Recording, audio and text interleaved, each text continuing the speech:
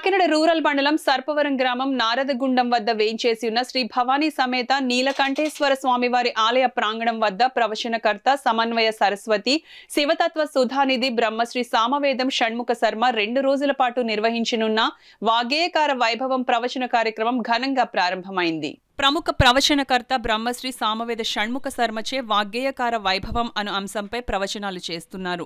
ఆదివారం సాయంత్రం సాగరేశ్వర భక్త బృందం సభ్యులు జై శ్రీరామ్ అనే నినాదంతో బైక్ ర్యాలీ నిర్వహించి శంఖనాదాలతో జయ జయధ్వానాలతో సామవేదం షణ్ముఖ శర్మ ఘనంగా ఆహ్వానం పలికారు. అనంతరం నీలకంఠేశ్వర స్వామిని పరివార దేవతలను బ్రహ్మశ్రీ సామవేద షణ్ముఖ శర్మ దర్శించి ప్రవచనాన్ని ప్రారంభించారు.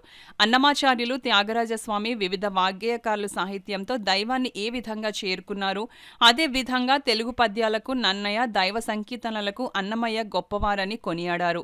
ఇటువంటి వాగ్గేయకారులు మన దేశంలో పుట్టడం తెలుగు జాతి గొప్పదనమని తెలియజేశారు. ఈ కార్యక్రమంలో సంగీత విద్వాంసురాలు పెద్దాడ సూర్యకుమారి, ఎన్ఎఫ్సిఎల్ మూర్తి, రామ్మూర్తి కుచేలరావు, భవానీరెడ్డి, దుర్గాప్రసాద్ రెడ్డి, శ్రీ సాగరేశ్వర భక్త బృందం సభ్యులు, శివబాల భక్త బృందం, దుర్గగుడి ప్రెసిడెంట్ కమిటీ సభ్యులు, గ్రామ పెద్దలు తదితరులు పాల్గొన్నారు. సమీపంలో సప్తర్షుల యొక్క విగ్రహాలు ఇప్పుడు చూసొచ్చి అదేవిధంగా వ్యాసుడు, వాల్మీకి, ఆదిశంకర భగవత్పాల్ గారు, బమ్మెర పోతన గారు వీరి యొక్క విగ్రహాలు కూడా ఇక్కడ పెట్టడం వల్ల ఇక్కడికి వచ్చిన వారు ఒక్కసారి మహర్షుల స్మరణ, మహనీయుల స్మరణ 2 జరుగుతుంది.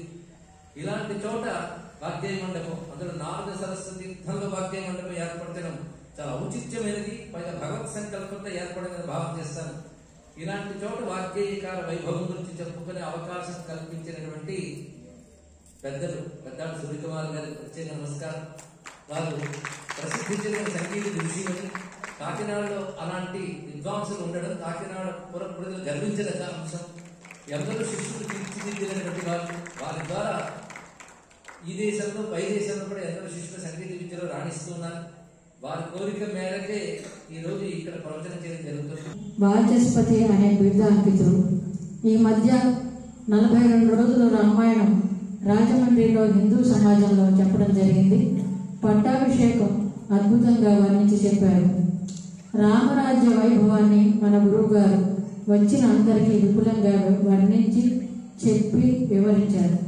తర్వాత గురుకుల నిర్వాహకుడు స్వాధ్యాయరత్న గుళ్లపల్లి సీతారామచంద్ర ఘనపాటి వారు గురువు గారికి ఆర్ష విజ్ఞాన సముద్ధరణ దీక్షిత అనే బిరుదుతో సత్కరించారు.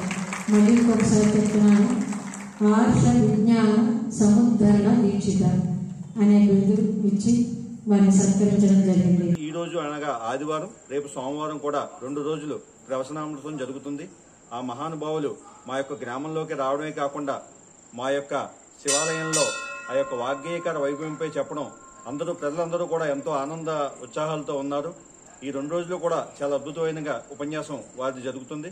కాబట్టి భక్తులందరూ కూడా ఈ యొక్క సదావకాశాన్ని వినియోగించుకోవాలని, మా యొక్క సర్పవరం గ్రామంలో ఈ యొక్క నీలకంఠేశ్వర స్వామి ఆలయంలో ప్రతి నెల కూడా మహాశివరాత్రికి ఎంతో వైభవంగా గంగాహారతి జరుగుతుంది. మా యొక్క గ్రామస్తులు, గ్రామ పెద్దల సహకారం, అలాగే ఇక్కడ దుర్గగుడి కమిటీ సభ్యులు, అలాగే ప్రెసిడెంట్ గారు వీళ్ళ సహకారంతో దినదినాభివృద్ధి చెందుతూ ఎంతో వైభవంగా జరుగుతుంది. మరి అలాంటి మహాత్ములు వచ్చినప్పుడు వారి దర్శనం చేసుకోవడం మనకెంతో చాలా ఆనందకరమైన, ఉపయోగకరమైనటువంటి వైభవంగా చెప్పడం జరుగుతుంది. కాబట్టి భక్తులందరూ కూడా ఈ అవకాశాన్ని ఉపయోగించుకుంటారని, ఆ యొక్క స్వామివారి అనుగ్రహాన్ని పరిపూర్ణంగా పొందుతారని కోరుకుంటూ